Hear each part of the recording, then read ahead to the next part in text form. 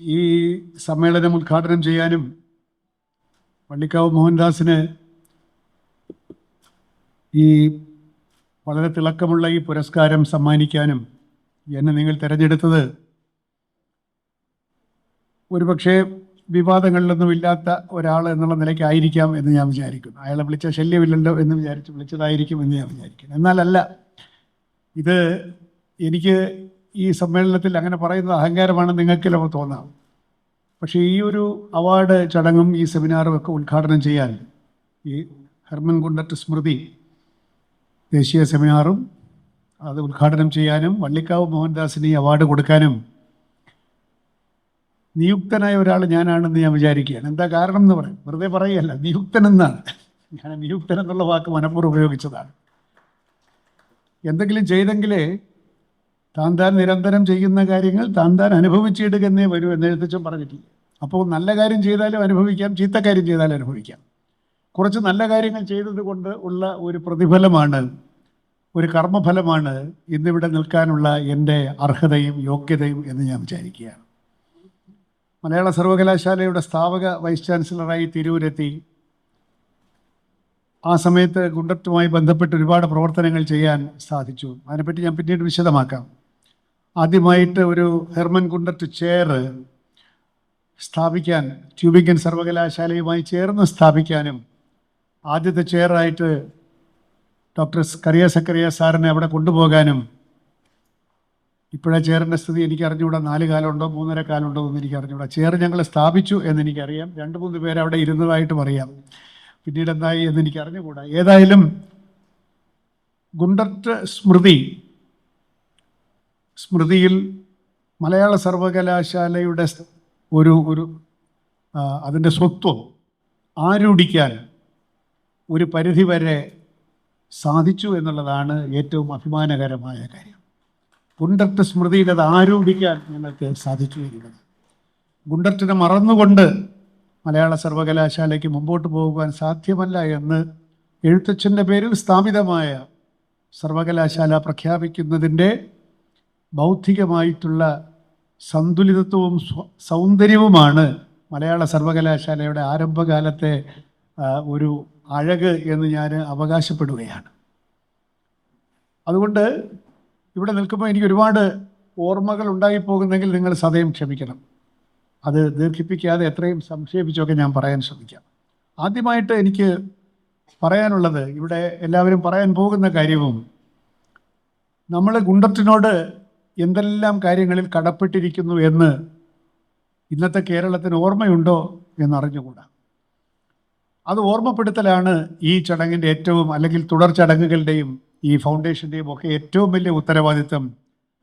മറവി രോഗം അല്പം കൂടുതലായിട്ടുള്ള കേരളീയ സമൂഹത്തിനോട് ഗുണ്ടർട്ടിന് എന്തെല്ലാം കാര്യങ്ങൾക്ക് നമ്മൾ ഓർക്കണം എന്ന് കൂടെ ഓർമ്മപ്പെടുത്തുന്നത് നന്നായിരിക്കും. മോഹൻദാസിൻ്റെ പുസ്തകം ആ അർത്ഥത്തിൽ ഗുണ്ടർട്ടിനെ പറ്റി മാത്രമല്ല, മിഷനറിമാരുടെ ഈ കേരളത്തെപ്പറ്റി, മിഷനറിമാർ കേരളീയ നിർമ്മിതിയിൽ മിഷനറിമാരുടെ സ്വാധീനവും സംഭാവനയും വസ്തുനിഷ്ഠമായി, ആശയപരമായ ചായ്വുകളില്ലാതെ, പ്രത്യയശാസ്ത്രപരമായ മുൻവിധികളില്ലാതെ, സർവോപരി ബൗദ്ധികമായ നാട്യങ്ങളില്ലാതെ അവതരിപ്പിച്ചിരിക്കുന്ന ആ പുസ്തകത്തിന് എൻ്റെ പ്രിയ ശിഷ്യൻ ജെയിംസ് വർഗീസിൻ്റെ നേതൃത്വത്തിലുള്ള ജൂറി അവാർഡിന് വേണ്ടി തിരഞ്ഞെടുത്തത് ഏറ്റവും ഉചിതമായി. കാരണം നമ്മുടെ കേരളത്തിൽ ഒരുപാട് പ്രശ്നങ്ങളുണ്ട് കേട്ടോ, ഒരുപാട് നേരെ നടക്കാൻ ബുദ്ധിമുട്ടാണ് ഈ രാജ്യത്ത്. ചാഞ്ഞും ചരിഞ്ഞും ഒക്കെ നടന്നെങ്കിലേ നമ്മൾ വീഴാതെ പോകും, അങ്ങനത്തെ ഒരു സമൂഹമാണ് നമ്മളിൽ. പക്ഷേ മോഹൻദാസ് ഈ പുസ്തകരചനയിൽ ചായാതെയും ചരിയാതെയും ധൈര്യത്തിൻ്റെ ഊന്നുവടി, അല്ലെങ്കിൽ സ്വാതന്ത്ര്യത്തിൻ്റെ, ധൈഷണികമായ സ്വാതന്ത്ര്യത്തിൻ്റെ ഊന്നുവടി മാത്രം ഉപയോഗിച്ചിട്ട് നടന്നുകൊണ്ടിരിക്കുന്ന കാഴ്ച നമുക്ക് കാണാൻ സാധിക്കും. അതാണ് ഈ പുസ്തകത്തിൻ്റെ ഏറ്റവും വലിയ പ്രാധാന്യം. ഇത്രമാത്രം വസ്തുനിഷ്ഠമായി ഈ കാര്യങ്ങളെല്ലാം സംഗ്രഹിച്ച് എന്തുകൊണ്ട് ഇതുവരെ ഒരു പുസ്തകം പെട്ടില്ല എന്ന് ഈ പുസ്തകം വായിച്ചപ്പോൾ ഞാൻ ആലോചിച്ചു പോയി. പലപ്പോഴും അവിടെ ഇവിടെയൊക്കെ പറഞ്ഞിട്ടുണ്ട്. ബെഞ്ചമിൻ ബെയ്ലിയെ പറ്റി പ്രസംഗിക്കാൻ ഞാനും പോയിട്ടുണ്ട്. CMS കോളേജിൽ ഗുണ്ടർട്ടിന് വേണ്ടി നമ്മൾ ഇല്ലിക്കുന്നിന് പോയിട്ടുണ്ട്. എല്ലാവർക്കും അറിയാം ഇതൊക്കെ. പക്ഷേ ഒന്നിച്ച് മിഷനറിമാർ സൃഷ്ടിച്ചു തന്ന കേരളത്തെപ്പറ്റി വിവിധ മേഖലകളിൽ, പത്രപ്രവർത്തന രംഗത്തായാലും, ഭാഷാശാസ്ത്രത്തിൻ്റെ രംഗത്തായാലും, സാഹിത്യത്തിൻ്റെ രംഗത്തായാലും, വിദ്യാഭ്യാസ മേഖലയിലായാലും ഒക്കെ തന്നെ, സാമൂഹികമായ മാറ്റങ്ങളുടെ മേഖലയിലായാലും ഒക്കെ തന്നെ മിഷനറിമാർ കൂട്ടായി ഈ കേരളത്തിൽ നടത്തിയ സംഭാവനകളെ ഒരുമിച്ച് കാണാൻ സാധാരണ മലയാളിയെ സഹായിക്കുന്ന ഒരു കമ്പൻഡിയമാണ്, അല്ലെങ്കിൽ ഒരു ഒറ്റ പുസ്തകത്തിൽ ഇതെല്ലാം കൂടി സമാഹരിച്ചിരിക്കുന്ന മറ്റൊരു പുസ്തകം മലയാളത്തിൽ ഇല്ല എന്നുള്ളതാണ് മോഹൻദാസിൻ്റെ രചനയുടെ ഏറ്റവും വലിയ വൈശിഷ്ട്യം. അതുകൊണ്ട് ഞാൻ കൂടുതൽ പറഞ്ഞ് കാട് കയറുന്നതിന് മുമ്പ് ശ്രീ വള്ളിക്കാവ് മോഹൻദാസിനെ ഏറ്റവും ഹൃദയപൂർവ്വം ഞാൻ അഭിനന്ദിക്കുന്നു, ആശംസിക്കുന്നു. അദ്ദേഹത്തിന് ഈ പുരസ്കാര ലബ്ധി ഏറ്റവും ഉചിതമാണ് എന്ന് കൂടി പറഞ്ഞുകൊള്ളട്ടെ. ഞാനീ പറഞ്ഞത് നമ്മൾ എന്താണ് കുണ്ടത്തിനോട് എന്തെല്ലാം കാര്യങ്ങൾക്ക് നമ്മൾ കടപ്പെട്ടിരിക്കുന്നു എന്ന് ആലോചിക്കുമ്പോൾ, അങ്ങനെ ആലോചിക്കാൻ തന്നെ തടസ്സമായിട്ടുള്ള ചില മുൻവിധികളുടെ തടവുകാരും കൂടിയാണ് സാധാരണ മലയാളി. നമുക്കത് മനസ്സിലാകണമെങ്കിൽ what do we owe to Gundert എന്നുള്ള ചോദ്യത്തിന് സ്വതന്ത്രമായിട്ടുള്ള ബൗദ്ധിക സ്വാതന്ത്ര്യത്തോടുകൂടി മറുപടി പറയുകയും ആത്മാർത്ഥമായി സത്യങ്ങൾ അംഗീകരിക്കുകയും ചെയ്യണമെങ്കിൽ പിന്നെ ഇവിടെ ശ്രീ ബാബു സെബാസ്റ്റ്യൻ അദ്ദേഹം ബാബു കെ വർഗീസ് പറഞ്ഞ വേവ് ലെങ്തിലല്ല ഞാൻ പറയുന്നത്, കാരണം ശീലമില്ലാഞ്ഞിട്ടാണ്. ആ വേവ് ലെങ്ത് നമുക്കറിയാം, പക്ഷെ അങ്ങോട്ട് കയറി ശീലമില്ല. അത് അച്ചടക്കം ശീലിച്ചു പോയതുകൊണ്ടാണ് ആസ് എ ബ്യൂറോക്രാറ്റ് അപ്പോൾ ഞാൻ പറയാൻ വന്നത്, ഇത് നമ്മൾ what to awe to Gundert എന്നുള്ള ചോദ്യത്തിന് സത്യസന്ധമായ ഉത്തരത്തെ നമ്മൾ അഭിമുഖീകരിക്കണമെങ്കിൽ ബൗദ്ധികമായ ചില അടിമ മനോഭാവങ്ങളിൽ നിന്ന് സാധാരണ മലയാളി സ്വയം സ്വാതന്ത്ര്യം പ്രഖ്യാപിക്കണം. എന്ന് പറഞ്ഞാൽ ചില ആശയങ്ങളോടുള്ള മുൻവിധികൾ, ചില മുൻവിധികളോടുള്ള കമ്മിറ്റ്മെൻറ്റ്, അങ്ങനെ മാത്രമേ ചിന്തിക്കാൻ സാധിക്കുകയുള്ളൂ എന്നുള്ള നമ്മുടെ വിചാരം ഒരു ഒരു ഒരു ജുഡീഷ്യസ് ആയിട്ട്, അല്ലെങ്കിൽ ചിന്താപരമായ സ്വാതന്ത്ര്യബോധത്തോടു കൂടി എന്തും വിശ്വസിക്കാനും അറിയാനും എനിക്ക് അവകാശമുണ്ട്, സ്വാതന്ത്ര്യമുണ്ട് എന്നുള്ള വിചാരത്തോടു കൂടി സമീപിക്കുമ്പോൾ നമ്മൾ എത്തിച്ചേരുന്ന സത്യം ഒന്ന് അല്ല. നമ്മൾ പിന്തുടരുന്ന ഓരോ വിചാരധാരകളുടെ കണ്ണട എടുത്ത് ധരിച്ചിട്ട് നമ്മൾ ഇതിലേക്ക് പോകുമ്പോൾ നമ്മൾ ചേരുന്ന ദിശ മറ്റൊന്ന് എന്നുള്ളൊരു അബദ്ധത്തിൽ നിന്ന് നമുക്ക് മോചനം നേടേണ്ടതായിട്ടുണ്ട്. ഞാൻ ഈ പറഞ്ഞതിനെ ഒന്നുകൂടി വിശദീകരിച്ചാൽ ഞാൻ പറയാം. ഈ മതപരിവർത്തനം, മിഷനറി പ്രവർത്തനം, പിന്നെ അതുപോലെ തന്നെ കൊളോണിയലിസം, കൊളോണിയൽ മോഡേണിറ്റി, ഇത്തരത്തിലുള്ള വാക്കുകളൊക്കെ പല പല സന്ദർഭങ്ങളിൽ പല അർത്ഥങ്ങളിൽ നമ്മൾ ഉപയോഗിക്കുന്നുണ്ട്. ഈ സ്വാതന്ത്ര്യം കിട്ടി ഇത്രയും വർഷത്തിന് ശേഷം, 75 വർഷത്തിന് ശേഷം നമ്മൾ കൊളോണിയലിസത്തിനെ പറ്റി പറയുമ്പോൾ, സ്വാതന്ത്ര്യത്തിന് മുമ്പുണ്ടായിരുന്ന ഭാരതത്തിൽ, അതിനും 100 വർഷം മുമ്പുണ്ടായിരുന്ന ഭാരതത്തിൽ കൊളോണിയലിസത്തിൻ്റെ എന്തെങ്കിലുമൊക്കെ ഗുണമുണ്ടായോ എന്ന് അന്വേഷിക്കാൻ സ്വാതന്ത്ര്യ സമരം നടക്കുന്ന സമയത്ത് ഒരുപക്ഷെ നമുക്ക് സാധിക്കുകയില്ലായിരിക്കാം, കാരണം മനുഷ്യരാണല്ലോ. എന്നാൽ സ്വാതന്ത്ര്യം കിട്ടി 75 വർഷം കഴിഞ്ഞാലെങ്കിലും കൊളോണിയലിസത്തിനെ ഒബ്ജക്റ്റീവായിട്ട് കാണാനുള്ള മാനസിക സ്വാതന്ത്ര്യം നമുക്ക് വേണ്ടേ? പണ്ട് പിന്നെ അന്നത്തെ പ്രധാനമന്ത്രി മൻമോഹൻ സിംഗ് ഇംഗ്ലണ്ടിലെവിടെ പോയിട്ട് U gave S A beautiful language, U gave S A constitution, U gave S democracy എന്നൊക്കെ പറഞ്ഞതിന് അദ്ദേഹത്തിന് പറയാൻ ബാക്കിയൊന്നുമില്ല. എന്താ കാര്യം? അദ്ദേഹം പറഞ്ഞതൊക്കെ ശരിയല്ലേ? ഇംഗ്ലീഷ് ഭാഷ പഠിച്ചുകൊണ്ട് നമുക്ക് വല്ല ദോഷമുണ്ടോ? പക്ഷെ പറയാൻ പാടില്ല എന്ന് നമ്മൾ ചില അലഹിത നിയമങ്ങൾ ഉണ്ടാക്കിയിട്ടുണ്ട്. പറയാൻ പാടില്ല. പക്ഷേ സ്വാതന്ത്ര്യ സമരത്തിൻ്റെ സമയത്ത് ഒരുപക്ഷെ നമുക്കതൊന്നും പറയാൻ പറ്റില്ലായിരിക്കും, കാരണം we are in a fighting മോഡിൽ നിൽക്കുകയാണ്. അതെല്ലാം കഴിഞ്ഞ് 75 വർഷം കഴിഞ്ഞാലും സത്യത്തെ സത്യമായിട്ട് പറയാൻ നമുക്ക് സാധിക്കണ്ടേ എന്നാണ് എൻ്റെ ചോദ്യം. മിഷനറിമാരുടെ പ്രവർത്തനത്തെപ്പറ്റി അത് മതപരിവർത്തനമാണ് എന്നും അത് അനുവദനീയമല്ല എന്നും പറയുന്ന ഒരു ആശയധാര നിലനിൽക്കുമ്പോൾ, ഈ മതപരിവർത്തനം നടന്ന 1800-കൾ മിഷനറിമാരുടെ പ്രവർത്തനം ഊർജിതപ്പെട്ടിരുന്ന കേരളത്തെപ്പറ്റി പറഞ്ഞാൽ മതി. കേരളത്തിൽ എന്തിനാണ് ആളുകൾ മതപരിവർത്തനത്തിന് സ്വയം വിധേയരായത് എന്നൊരു ചോദ്യം നമ്മൾ ചോദിക്കണ്ടേ?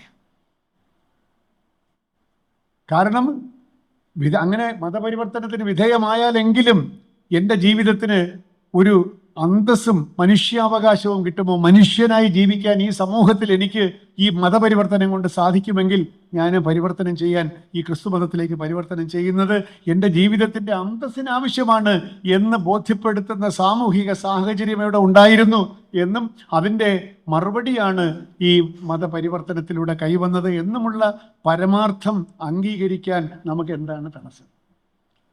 മതപരിവർത്തനം കൊള്ളാമോ കൊള്ളില്ലേ എന്നുള്ള ഈ യെസ് ഓർ നോ ആൻസർ അല്ല നമ്മളിവിടെ ചോദിക്കുന്നത്. അതിൻ്റെ സാന്ദർഭികത, ആ ചരിത്രത്തിൻ്റെ സന്ദർഭത്തിൽ നിന്നുകൊണ്ട് വസ്തുനിഷ്ഠമായി മതപരിവർത്തനത്തെയും മിഷനറി പ്രവർത്തനങ്ങളെയും അതിൻ്റെ സാകല്യതയും. മിഷനറി പ്രവർത്തനം എന്ന് പറഞ്ഞാൽ ഒരുത്തനെ പിടിച്ച് ക്രിസ്ത്യാനിയാക്കുക എന്നുള്ളതല്ലല്ലോ. ഇവിടുത്തെ സാമൂഹികമായിട്ടുള്ള അന്നത്തെ അന്തരീക്ഷത്തിൽ എന്തുകൊണ്ട് ഇവർ യാതന അനുഭവിക്കുന്നുവെന്നും ഇവർക്ക് മനുഷ്യാവകാശങ്ങൾ എങ്ങനെ പെട്ടിരിക്കുന്നുവെന്നും ഭരണഘടന നിലവിലില്ലാതിരുന്ന ഒരു കാലഘട്ടത്തിൽ, ഇന്ന് ഭരണഘടനയുണ്ട്, ആർട്ടിക്കിൾ 1921 എന്നൊക്കെ ഇവിടെ പറഞ്ഞല്ലോ. ഇതൊക്കെ പിന്നീടുണ്ടായതാണല്ലോ. ഇതൊക്കെ 1950 അതിനൊക്കെ എത്രയോ വർഷങ്ങൾക്ക് മുമ്പ് ഇവിടെ റൈറ്റ് ടു ഫ്രീഡമും റൈറ്റ് ടു ഈക്വാളിറ്റിയും ഒന്നുമില്ലാതിരുന്ന ഒരു കാലത്ത് മനുഷ്യാവകാശ ചാർട്ടറൊക്കെ ഉണ്ടാകുന്നത് പിന്നെയാണല്ലോ. അതിനെല്ലാം മുമ്പ് ദൈവത്തിൻ്റെ മുമ്പിൽ എല്ലാവരും സമന്മാരാണ് എന്നുള്ളതിൻ്റെ അടിസ്ഥാനത്തിലുള്ള മനുഷ്യാവകാശം സാധാരണ മനുഷ്യന് ജാതിയുടെ അടിസ്ഥാനത്തിൽ മനുഷ്യനാണെന്ന് പോലും അംഗീകരിക്കപ്പെടാതിരിക്കുന്ന ജനവിഭാഗങ്ങളോട് നിന്നെ ഞാൻ മനുഷ്യനാക്കാമെന്ന് പറഞ്ഞതിലെ ധാർമ്മികതമായ തെറ്റ് എന്താണ് എന്ന് ചോദിക്കാനുള്ള ധൈര്യം നമുക്കിപ്പോൾ വേണ്ടേ? ഇപ്പോൾ അതാണ്, ആ ഹ്യൂമൻ ഡിഗ്നിറ്റി അവർക്ക് തിരിച്ചു കൊടുത്തു എന്നുള്ളതാണ് അന്നത്തെ മതപരിവർത്തനത്തിൻ്റെ ലക്ഷ്യം. അങ്ങനെയാണ് ആളുകൾ അതിലേക്ക് പോയത്. അന്ന് നിലവിലിരുന്ന സാമൂഹികമായ അനാചാരങ്ങളെ വിമർശിക്കാൻ മിഷനറിമാരിവിടെ വേണ്ടി വന്നു. അവർ നേരിട്ട് വിമർശിച്ചോ? ഇല്ല, നേരിട്ട് വിമർശനമല്ല.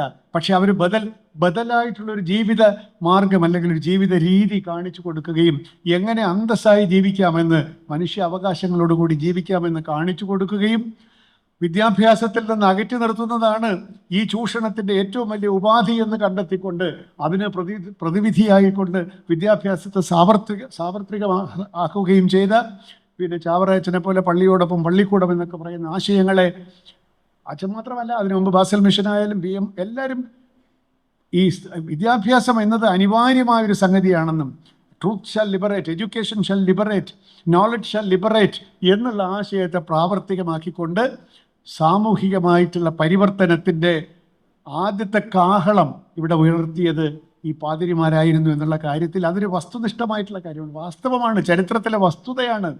അവരെന്തിനത് ചെയ്തു എന്ന് ചോദിച്ചാൽ അതൊക്കെ മതപരിവർത്തനത്തിന് വേണ്ടിയായിരുന്നു എന്ന ഒരു ആശയ ന്യൂനീകരണത്തിലേക്ക് പോകുന്ന ദുസ്വഭാവത്തിൽ നിന്ന് മലയാളിക്ക് കരകയറാൻ സമയമായി എന്നാണ് ഈ സെമിനാർ നമ്മളോട് പറയേണ്ടത് എന്ന് എനിക്ക് തോന്നുന്നു. It is time that we confront the truth. നമ്മൾ നവോത്ഥാനത്തെ പറ്റിയെല്ലാം വളരെ അഭിമാനം കൊള്ളുന്നവരാണ്, കേരളീയ നവോത്ഥാനത്തെ പറ്റി.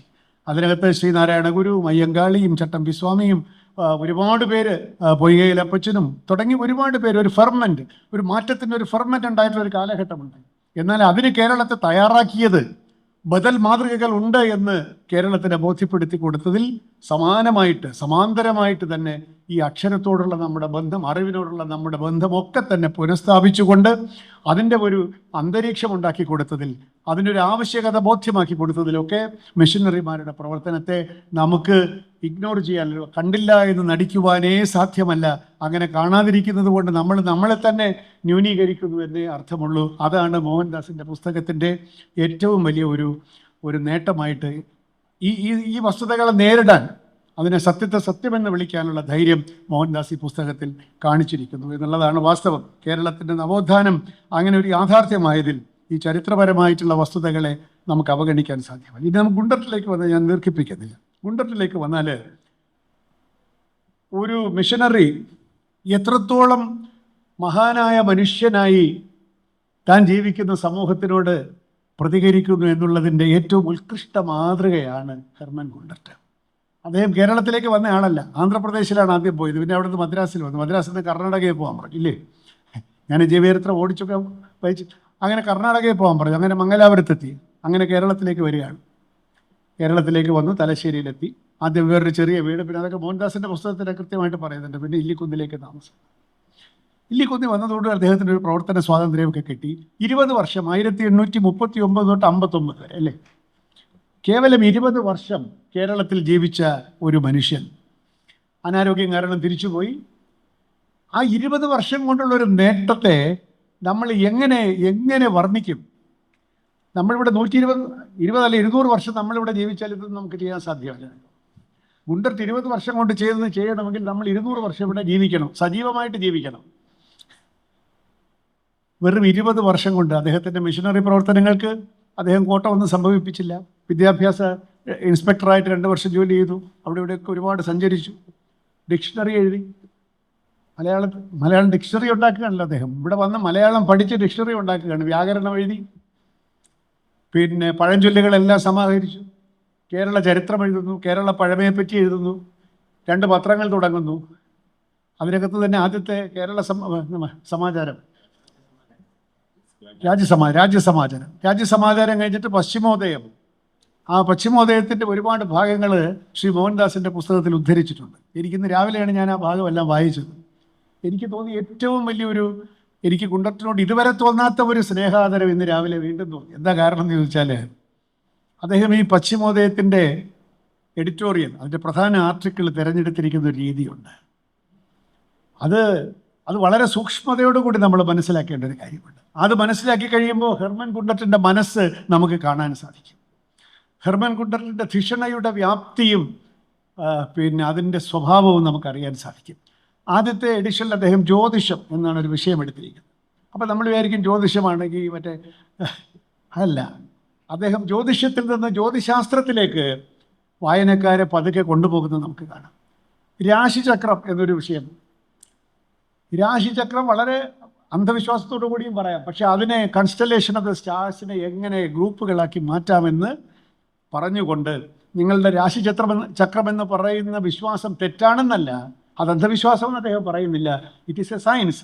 അതിൻ്റെ പിന്നിലുള്ള ശാസ്ത്രം മനസ്സിലാക്കി കൊടുക്കുകയാണ്. പരമ്പരാഗതമായി നിങ്ങൾ ഇവിടെ ഹിന്ദുക്കളായിട്ട് ജീവിച്ചവർ, അല്ലെങ്കിൽ ഹൈന്ദവമായിട്ടുള്ള ആചാരങ്ങളിലും വിശ്വാസങ്ങളിലും നിങ്ങൾ വിശ്വസിക്കുമ്പോൾ തന്നെ നിങ്ങളുടെ വിശ്വാസം തെറ്റല്ല, അതിനേക്കാൾ കൂടുതൽ കുറച്ച് കാര്യം കൂടി ഞാൻ പറഞ്ഞു തരാം, അതിൻ്റെ ശാസ്ത്രം ഞാൻ പറഞ്ഞു തരാം എന്ന് പറയുന്ന ഈ പാരമ്പര്യത്തെയും ആധുനികതയെയും സംശ്ലേഷിപ്പിക്കുന്ന ഒരു മനസ്സ്, അതാണ് ഗുണ്ടർട്ടിൻ്റെ മഹത്വം. He doesn't deny anything. നിങ്ങളുടെതൊക്കെ മോശമാണ് എന്ന് പറയുന്ന ഒരു കൊളോണിയൽ മനസ്സല്ല ഇവിടെ പറയുന്നത്. അദ്ദേഹം പണ്ട് ബ്രിട്ടീഷുകാരുടെ ഒരു കൊളോണിയൽ ആറ്റിറ്റ്യൂഡ് ഉണ്ടല്ലോ, ഇന്ത്യയുടെ വിജ്ഞാനം മുഴുവൻ എൻ്റെ ഒരു അലമാരയിൽ കൊള്ളാനേ ഉള്ളൂ എന്നൊക്കെ പറഞ്ഞ ചില മഹാന്മാരില്ലേ. അങ്ങനെയല്ല, നിങ്ങൾ പറയുന്നതിനകത്ത് കാര്യമുണ്ട്.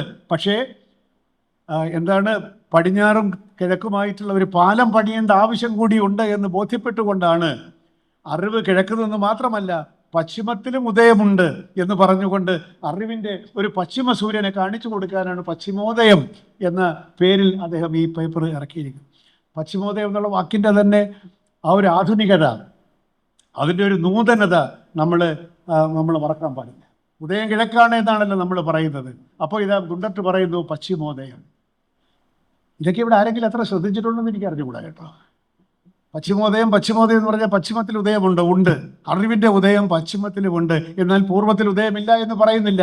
ഇത് രണ്ടും കൂടെ നമുക്കൊന്ന് സമന്വയിപ്പിക്കാമെന്ന് പറയുന്ന ഒരു ധൈഷണികയുടെ ഒരു സമന്വയത്തിൻ്റെ ഒരു ധൈഷണികത, അതാണ് ഗുണ്ടർട്ടിൻ്റെ ഏറ്റവും മനോഹരമായിട്ടുള്ള മനസ്സ് എന്ന് ഞാൻ.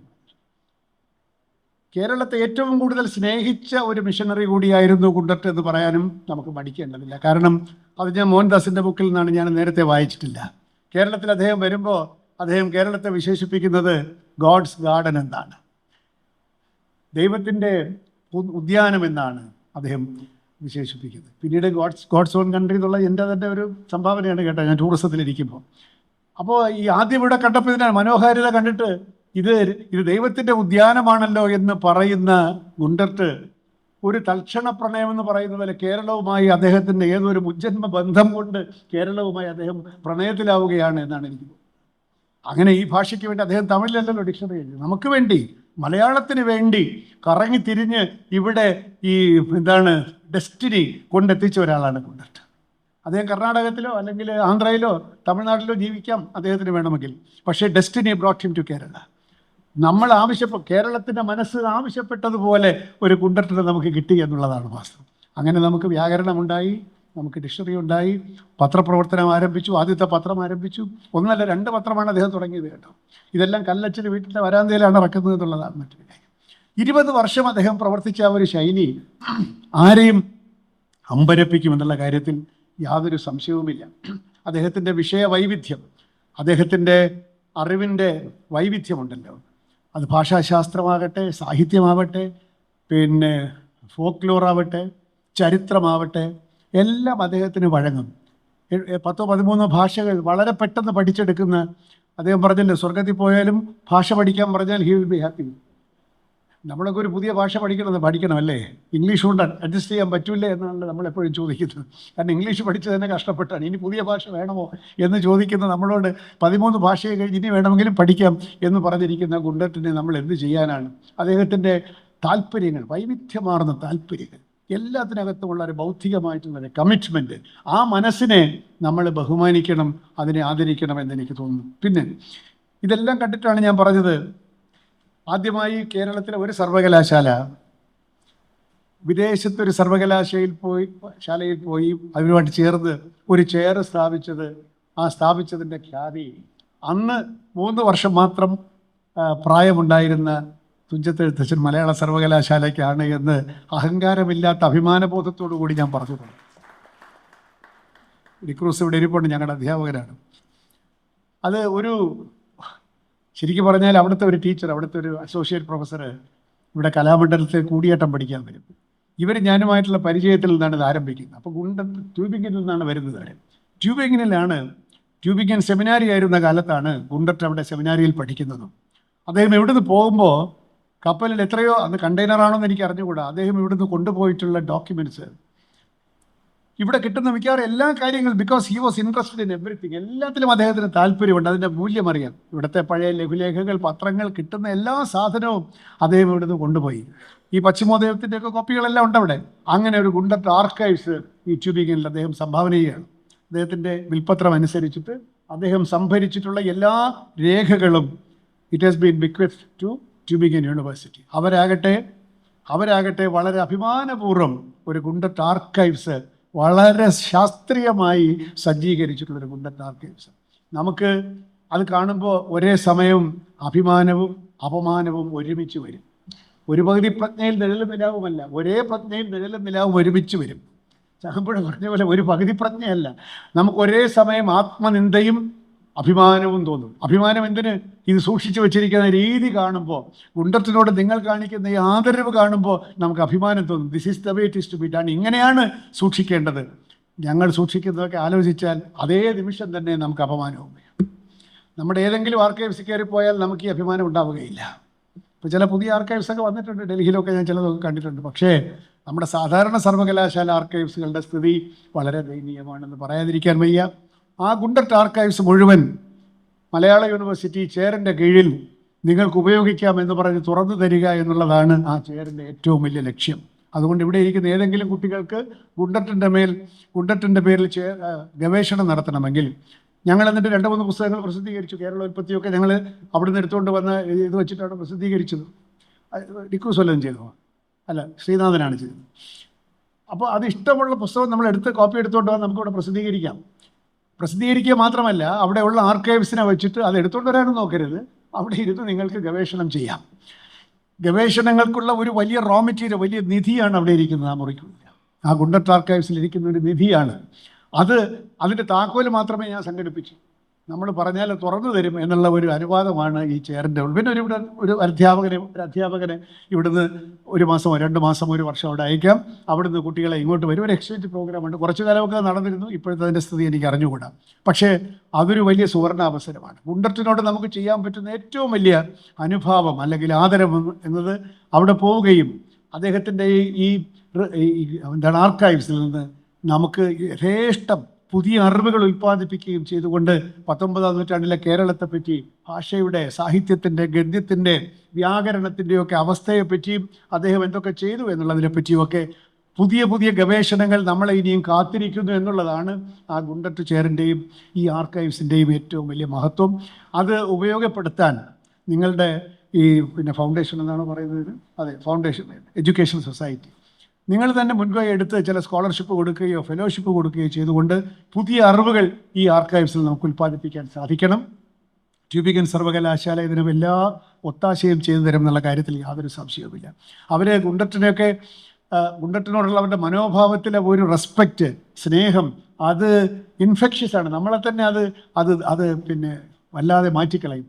എന്നിട്ട് ഞങ്ങൾ അവിടുന്ന് വളരെ കുറച്ച് ദൂരമുള്ള കാൽവെന്ന് പറയുന്ന അദ്ദേഹം അന്ത്യവിശ്രമം കൊള്ളുന്ന സ്ഥലത്ത് പോയതും അവിടെ ഒരു മലയാള സർവകലാശാലയുടെ പേരിൽ, മലയാള ഭാഷയുടെ പേരിൽ കുറച്ച് പൂക്കൾ വയ്ക്കാനും ഒക്കെ സാധിച്ചത് ജീവിതത്തിൻ്റെ ഏറ്റവും ഉജ്ജ്വല നിമിഷങ്ങളായി ഞാൻ എപ്പോഴും കണക്കാക്കുകയാണ്. അന്ന് ഞങ്ങളോടൊപ്പം സ്കറിയ സക്രിയ സാറും അദ്ദേഹത്തിൻ്റെ ഫ്രാൻസ് എന്ന് പറയുന്ന അദ്ദേഹത്തിൻ്റെ ഗ്രേറ്റ് സണ്ണിലോ മറ്റുമാണ് അദ്ദേഹം. അവരെല്ലാവരും ഉണ്ടായിരുന്നു. അവിടുന്ന് പിന്നെ ഹെർമൻ ഹെസയുടെ വീട്ടിൽ അദ്ദേഹത്തിൻ്റെ മ്യൂസിയത്തിൽ പോയി. അവിടെ ഗുണ്ടർട്ട് മയമാണ്. ഗുണ്ടർട്ടിൻ്റെ മകളെന്ന് പറഞ്ഞാൽ ഈ പുതിയ തലമുറയിലെ മകള് ഓക്സ്ഫോർഡിലെ ഹിസ്റ്ററിയുടെ പ്രൊഫസറാണ്, മാർഗരറ്റ്. എനിക്ക് ഓർമ്മ എല്ലാവരും ഉണ്ടായിരുന്നു അവിടെ. ഗുണ്ടർട്ട് ഇപ്പോഴും ട്യൂബിങ്ങിനെ സംബന്ധിച്ചിടത്തോളം ഒരു വികാരമാണ്. അത് നമ്മൾ ഉപയോഗപ്പെടുത്തണമെന്നാണ് എനിക്ക് പറയാനുള്ളത്. അതുകൊണ്ട് ഹെർമൻ ഗുണ്ടർട്ടിന് നമ്മൾ ഈ ഒരു ആദരാഞ്ജലി അർപ്പിക്കും, അല്ലെങ്കിൽ അദ്ദേഹത്തെ ഓർമ്മിക്കുമ്പോൾ നമുക്ക് അദ്ദേഹത്തിനോട് ചെയ്യാൻ പറ്റുന്ന ഏറ്റവും വലിയ കാര്യം എന്തെന്ന് ചോദിച്ചാൽ അദ്ദേഹത്തെ പോലെ ആവുക എന്നുള്ളതാണ്. അദ്ദേഹത്തെ പോലെ ആവുക എന്ന് ചോദിച്ചാൽ B intellectually free, B curious. ഒരു സ്വതന്ത്രമായ മനസ്സോടുകൂടി നിങ്ങൾ അറിവിനെ സമീപിക്കുക, മുൻവിധികളുടെ ഭാരമില്ലാതെ, കയ്യും കാലും കെട്ടിയിടാതെ. മോഹൻദാസ് ചെയ്തതുപോലെ തന്നെ അറിവിനെ അറിവായി കാണാൻ പ്രതിബദ്ധതകളോ ചായ്വുകളോ ചരിവുകളോ ഇല്ലാതെ അറിവിൻ്റെ ലോകത്തേക്ക് ധൈര്യമുള്ള കാൽവയ്പ്പുകളോടുകൂടി നടക്കാൻ ഗുണ്ടർട്ട് എങ്ങനെ ശ്രമിച്ചുവോ അതുപോലെ ആയി തീരുക എന്നുള്ളതാണ് ഈ ഗുണ്ടർട്ട് അനുസ്മരണ സമ്മേളനത്തിൽ നിന്ന് നമ്മൾ ആർജിക്കേണ്ട ഒരു പാഠം. അപ്പോൾ നമ്മുടെ മനസ്സിനെ മൂടിയിരിക്കുന്ന ഈ കോപ്പ് വെബ്സ്, ഈ വേണ്ടാത്ത ചിലന്തി വലയൊക്കെ മാറി സ്വതന്ത്രമായി നമുക്ക് കാണാൻ സാധിക്കും. മലയാളിയെ സംബന്ധിച്ചിടത്തോളം ആ സ്വാതന്ത്ര്യം ഇപ്പോഴും പൂർണ്ണമായി നശിച്ചിട്ടില്ല എന്നുള്ളത് ഏറ്റവും വലിയ അഭിമാനകരമായിട്ടുള്ള കാര്യമാണ്. ഇന്ത്യയിൽ ഒരു പുതിയ നവോത്ഥാനം ഉണ്ടാവുന്നുണ്ടെങ്കിൽ അത് ഈ കേരളത്തിൻ്റെ ധിക്കാരത്തിൽ നിന്ന് തന്നെ ആയിരിക്കും എന്നാണ് ഞാൻ വിചാരിക്കുന്നത്. ആ ധിക്കാരമാവട്ടെ എന്ന് പറഞ്ഞാൽ മാമൂലികളെയും വേണ്ടാത്ത ചിലന്തി വലകളെയും അവഗണിക്കാനുള്ള ബൗദ്ധികമായ ധിക്കാരത്തിൽ നിന്ന് ഈ ഹെർമൻ ഗുണ്ടർട്ടിൻ്റെ സ്മൃതിയുടെ മുമ്പിൽ നമ്മൾ കൂപ്പുകൈകൾ കൂടി നിന്നുകൊണ്ട് ബൗദ്ധികമായ സ്വാതന്ത്ര്യത്തിലേക്കുള്ള ഒരു പ്രയാണം ആരംഭിക്കാൻ ഈ സെമിനാർ നിമിത്തമാകട്ടെ എന്ന് മാത്രം പ്രാർത്ഥിച്ചുകൊണ്ട് ഈ മഹാപ്രതിഭയ്ക്ക് മുമ്പിൽ എൻ്റെ പ്രണാമങ്ങൾ അർപ്പിച്ചുകൊണ്ട് ഇത് ഇവിടെ വന്ന് പറയാൻ എനിക്ക് കാലം അനുവദിച്ചിരുന്ന ഈ സന്ദർഭത്തിന് ഒരിക്കൽ കൂടി നന്ദി പറഞ്ഞുകൊണ്ട് എൻ്റെ വാക്കുകൾ നിർത്തുന്നു. നന്ദി, നമസ്കാരം.